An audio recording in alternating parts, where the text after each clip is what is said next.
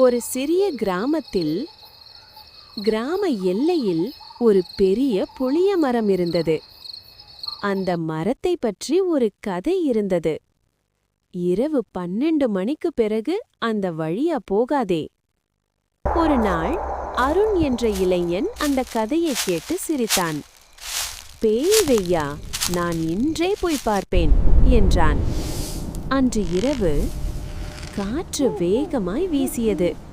மர இலைகள் சலசலத்தது.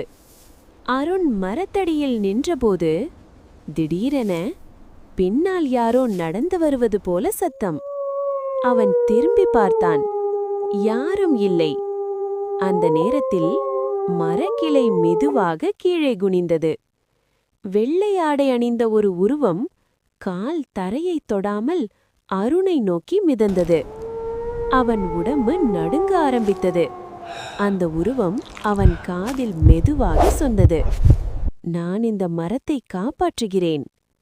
அடுத்த நொடியில் அருண் மயங்கி விழுந்தான். காலை அவன் கண் திறந்தபோது ஒரே ஒரு வார்த்தை சொன்னான். அவள் கெட்ட பேய் இல்லை.